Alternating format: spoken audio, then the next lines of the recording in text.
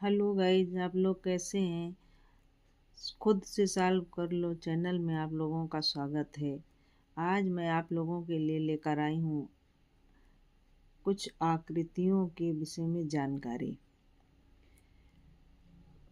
आयत किसे कहते हैं? आयत का मतलब क्या होता है?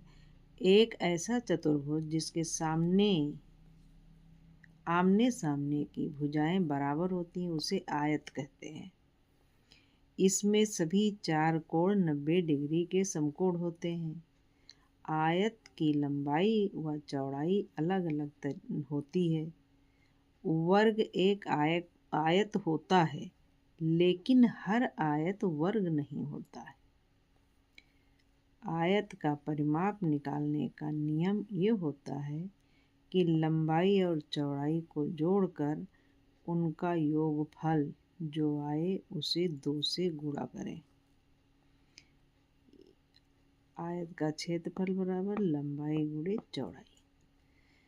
परिमाप में योग लंबाई और चौड़ाई का जोड़ कर लीजिए, उसके बाद 2 से गुणा कर दीजिए। परिमाप का मतलब अभी मैं आगे बताऊंगी। अब वर्ग क्या होता है? वर्ग क्या होता है? एक ऐसा चतुर्भुज जिसकी चारों भुजाएं बराबर हों और चारों कोण समकोण हों तो उसे वर्ग कहते हैं। वर्ग एक आयत भी होता है। वर्ग एक समांतर चतुर्भुज भी होता है। वर्ग के दोनों विकर्ण समान होते हैं। अब आप आगे देखिए, परिमाप क्या होता है? परिमाप का मतलब होता है किसी भी आकृति के बाहरी भाग के चारों ओर की कुल लंबाई अर्थात बाहरी सीमा के साथ साथ कुल दूरी जो होती है उसे परिमाप या परिधि कहते हैं। यानी कोई भी आकृति हो, सतह हो, उसके चारों तरफ की जो दूरी होती है उसे परिमाप या परिधि कहते हैं। क्षेत्रफल क्या होता है? क्षेत्रफल का मतलब होता है किसी आकृति या सतह का आकार यानी उसका माप जो होता है उसे क्षेत्रफल कहते हैं। क्षेत्रफल को वर्ग मीटर में मापा जाता है। निम्न आकृतियों का परिमाप ज्ञात कीजिए। अब ये एक आयत है, इसकी लंबाई है 10 सेंटीमीटर, चौड़ाई है 40 सेंटीमीटर। आमने सामने दोनों की भुजाएं बराबर है। तो आयत का परिमाप की जो फार्मूला होता है, नियम होता है, वो होता है 2 गुणे लंबाई प्लस चौड़ाई। तो इसकी लंबाई है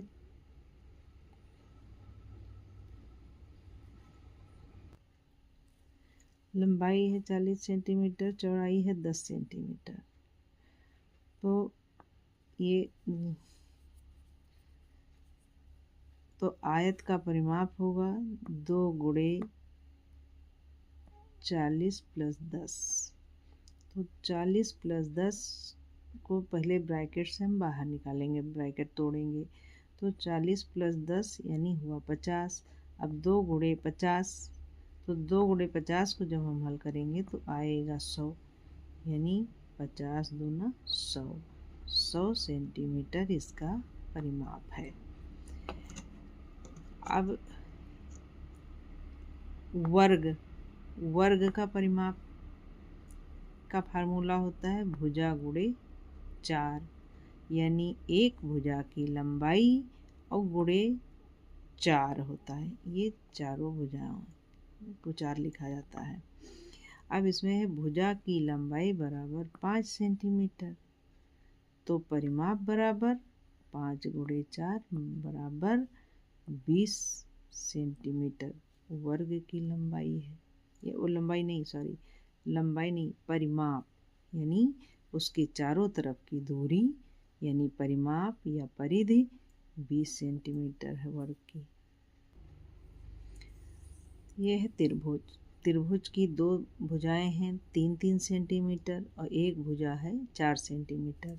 तो त्रिभुज का परिमाप जो होता है वो भुजा प्लस भुजा प्लस भुजा, यानी इसकी ये फार्मूला होता है। तो परिमाप बराबर क्या होगा, 3 + 3 + 4 बराबर 10 सेंटीमीटर, यानी ये दोनों भुजाओं की माप और ये माप, तो ये इसका हो गया 10 सेंटीमीटर। अब परिमाप तो आप समझ गए, अब आगे मैं समझाती हूँ क्षेत्रफल। अब निम्न आकृतियों का क्षेत्रफल ज्ञात कीजिए। अब ये फिर यहाँ पे आयत है, इसकी चौड़ाई है 45 सेंटीमीटर, लंबाई है 15 सेंटीमीटर। आयत का क्षेत्रफल का फार्मूला है लंबाई गुणे चौड़ाई। तो लंबाई इसकी है 15 सेंटीमीटर और चौड़ाई है 45 सेंटीमीटर। तो क्षेत्रफल है 45 × 15। तो इस देखिए सवाल मैंने पहले हल कर लिया क्योंकि वीडियो बहुत ज़्यादा टाइम ले लेता है, बहुत लंबा बन जाता है। तो 45 × 15 यानी 15 × 5 = 75 और 15 × 4 = 60 और 7 हासिल 67। तो 675 वर्ग सेंटीमीटर इसका क्षेत्रफल है, यानी ये बीच का। अब वर्ग का क्षेत्रफल निकालिए। वर्ग है तो वर्ग के क्षेत्रफल का फार्मूला होता है भुजा गुणे भुजा। तो एक भुजा की लंबाई इसकी 8 सेंटीमीटर है और इसके सभी भुजाएं समान होती हैं, यानी 8-8 सबके होंगे। तो अब एक भुजा की लंबाई 8 सेंटीमीटर, तो क्षेत्रफल 8 × 8 यानी भुजा गुणे भुजा। तो 8 × 8 = 64 वर्ग सेंटीमीटर वर्ग का क्षेत्रफल का निकल आया।